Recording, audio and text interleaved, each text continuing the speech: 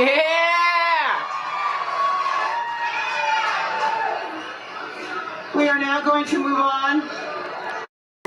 You could say I've seen a lot in my 20 years of service. Never have I witnessed or experienced such a foul-up. Part of my duty as a teacher is to grade. I'm here to assign CCSD a big fat F. In 2010, I taught 3rd grade at J. Jeffers Elementary School. On June 20th, 2010, CCSD allowed H1N1 shots to be given at school during school hours to many students. We were in the midst of a pandemic. Remember the swine flu? My 8-year-old daughter was the recipient of the Sanofi vaccine, lot number UF836AA. Do you know where there are currently over 9,000 adverse events regarding this vaccine on bears? My healthy child would go on to develop juvenile rheumatoid arthritis at 15. This is a known side effect of the H1N1 shot. I've always promoted vaccination, but after your child suffers an injury, you become a little more hesitant. The general public like to coin me a crazy anti-vaxxer who's better off unemployed or even worse, dead. Let's fast forward to the current COVID-19 pandemic that never ceases to end. My daughter is now 19, and she takes weekly Humira and methotrexate doses that cost $5,092 per month, payable to Big Pharma, of course. Teachers Health Trust Insurance have covered the cost based on my premiums, but now they want me to cough up $1,500 in co-pays. That's 2 weeks of wages. CCSD and THT are failing teachers again. The weekly COVID tests we were made to get are a joke. Do you know how many staff are not complying? I'm against mask testing and vaccination, but at least let's be fair in policy.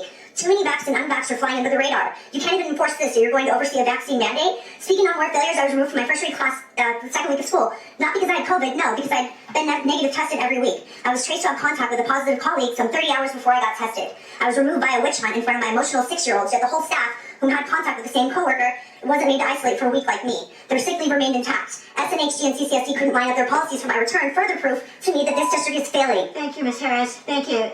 Superintendent Jar, distinguished trustees, for the record, my name is Jim Frazee. I'm a high school teacher here in Clark County. I also have the honor of being vice president of CCEA, and I just have 3 things to address with you today. 1, CCEA, our members, educators, want the safest classrooms possible. But we have some concerns. The reopening so far has been a disaster, and we don't have a lot of faith that this mandate would be any better than the testing and the problems that that caused.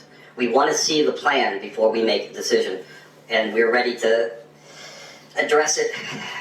This is a complicated issue, and with all due respect to Superintendent Jar, you haven't done complicated very well this year. So we want to see the plan. The second thing is we have great concerns about its implementation, the unintended consequences. Just last week in Chicago, they tried to ram through a mandate, and hundreds of bus drivers walked off, and parents had to learn that their special ed kids were not going to get a ride to school. Okay? In California, just this morning, 2 school districts shut down and went online because they didn't have the subs to cover the classrooms because they didn't have the teachers. These are unintended consequences. We polled our members and almost 9,000 people responded. And those responses were that 1,000, up to 1,000 would leave, would walk out. And we can't have that at this moment. The third thing, in your wisdom, if you choose to do this mandate, please be assured that CCA will be at the table and negotiating with you, protecting people with medical conditions and religious obligations. So thank you for your time. Thank you, Mr. Frazee. Renee Chaffee, Nicholas Fidel, Lucy Sloan, Dana English, Jasmine, I think it's Maria. Maria, yes, please go ahead, ma'am. Hi, I'm Renee Chaffee. I'm terrified of public speaking and had no intentions to ever speak at a board meeting, but the agenda it has me completely worried for my future with the school district as well as my children's future. The school board is here to determine whether the COVID vaccine should be required as a condition of employment for 42,000 CCSD employees. JARA made an announcement that 60% of all CCSD employees have uploaded vaccine cards, so let's do the math. That means out of 42,000 CCSD employees, 16,800 employees will be fired when we pass this mandate. This will be my 17th year as a speech-language pathologist, SLP for short, for the school district. I love my career and I love my job. I love working with teachers and children and supporting my students in every way I can.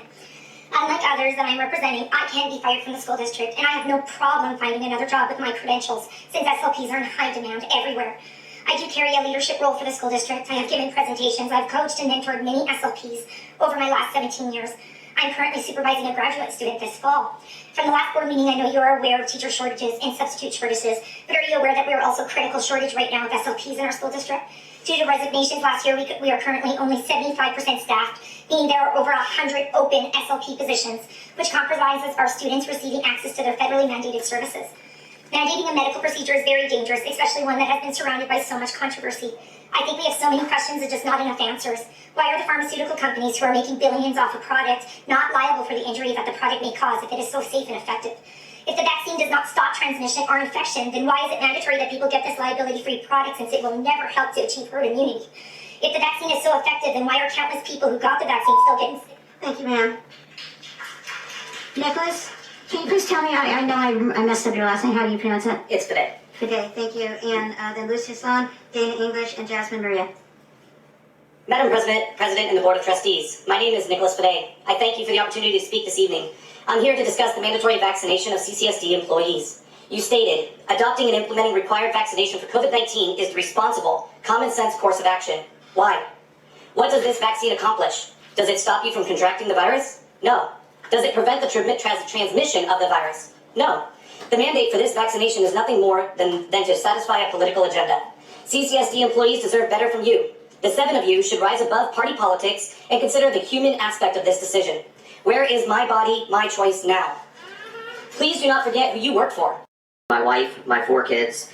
I just want to let you know that we moved here a little over 3 years ago from Cincinnati, Ohio, and we've enjoyed life here in Las Vegas more than we could have ever imagined. And God willing, we would like to retire here. I'm not here tonight to convince anyone whether the vaccine is safe or not. I'm here to ask that you take your time before making a decision. We have heard the experts tell us how safe the vaccine is. We have heard the experts tell us how dangerous the vaccine is. One thing is for certain, we know that we don't know enough about this vaccine to make a rational decision. In fact, we could write a book on what we don't know about this virus and vaccine, and I'm here tonight to let you know that no decision is better than a bad decision. All of you have an obligation to think rationally and reasonably, and I don't think there's enough credible data on this vaccine, which does have death listed as a possible side effect, to mandate this on anyone. We live in a world where everyone wants things done immediately, but I plead with you to take your time on making a decision. Let's take a deep breath, slow things down, and think rationally and reasonably. You have a lot of power, and whatever decision you make will have an impact on many families. Like I mentioned before, we live in a world where we want things done immediately, but we also live in a world where everyone wants to be in control and play God. No matter how hard we try, we will never control viruses. Viruses have always been and will always be a part of life. We have all taught students that have never had a single vaccine for diseases far more contagious and deadly, yet we go to work each day accepting that their parents have the freedom to choose what they feel is right for their child, and we move beyond that. Shouldn't we do the same now? Let's let God do his thing and control the world. Let CCSD employees do their thing and prepare kids for learning, and let's let free Americans do our thing and make our own decisions about what we put in our body. Respectfully. Thank you, sir. After Jim Fraser. Teacher, schools are already missing special ed staff, which leads to overcrowded classrooms for students that require as much one-on-one help and attention as physically possible. Mandating the vaccine will worsen an already dire situation for our students with disabilities if thousands of staff members get fired. The IEP is a legal document covered by the Individuals with Disabilities Education Act. This establishes the school's accountability, and remember, IDEA is a federal law binding in all states. This means that the school is required to provide the services, support, and resources included in the IEP. If the school disregards anything within the IEP, parents have the right to file legal complaints. It's the duty of an educator to keep parents informed and advocate for their rights. Parents will learn what the law is and what they should do the minute their child is no longer receiving the services promised in their IEP. All because CCSD fired the people that were providing their child those essential services over a vaccine that doesn't even stop you from getting or transmitting the virus.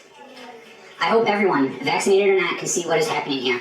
Being up to date on the latest and greatest booster will remain a condition of your employment for years to come if this gets mandated. Is everyone prepared to take the shot 2 to 3 times a year in perpetuity without knowing any of the long-term health effects that it may have? In general, this whole idea of show me your papers in order to be a participating member of society is very dangerous and could send this country to a really dark place. I'm standing up for what I believe is right and doing my best to avoid playing a complicit role in sending the country there. Before you place this vote, please think about all the students with disabilities that may no longer receive the services that enhance their quality of life. Thank you. Thank you, Mr. English. Ms. Kim. This is the 7th time I stand in front of you as a CCSD parent, imploring you to use reason and uncensored science to yield to the persistent and grave concerns of the vast majority of your constituents and remove the abusive and unethical mandates in our public schools. Today will be the last time I speak in front of you as a CCSD parent. If you vote to mandate this shot for all employees, but it will not be the last time you hear from me. I will keep my daughter out of CCSD as long as it takes to replace each of you that votes for this mandate, and I will tirelessly campaign against you with the tens of thousands of others who agree you have made an irresponsible and tyrannical decision. I support all staff calling out September 7th and staying out until either they remove all practices of medical discrimination, including mask, testing, and vaccine requirements, or until they have to fire you when you run out of sick days. Our children, I want to correct 2 things for the record. Our children do not need protection from COVID-19. They already have 99.97 to 99.99% rate of survivability.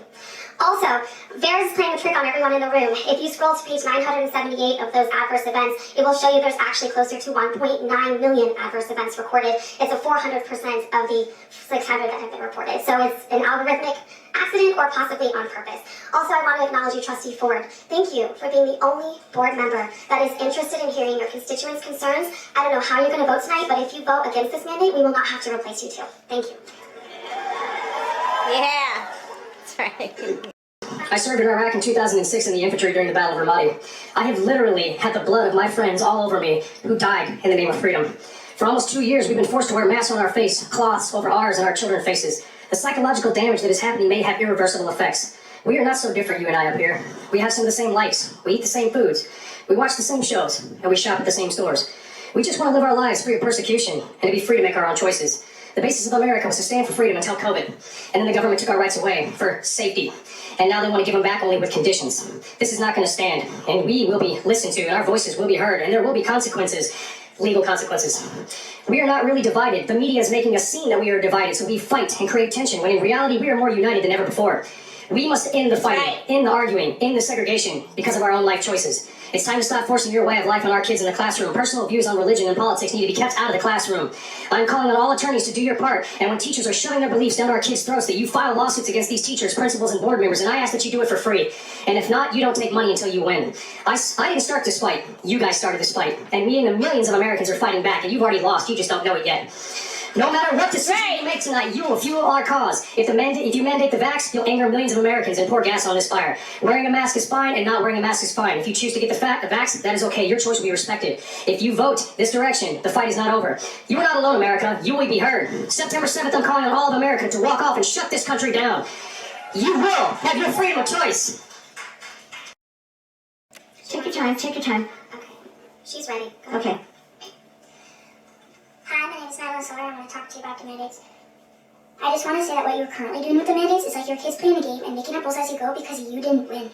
If I was playing a game with you, I would quit because I don't want to play with liars and cheaters. I also thought you should know my mom won't let me try out for honors choir because they will probably require testing. She refuses to let me test anymore. I had COVID. I have natural immunity. And do you know how traumatizing it is to be held down so they can shove a stick up your nose? And you want us to do this every week to be in a sport activity? Do you know vaccinated people are getting and spreading COVID? I'm 11, and I know that. Seems pretty unfair they don't have to test or quarantine, but we do.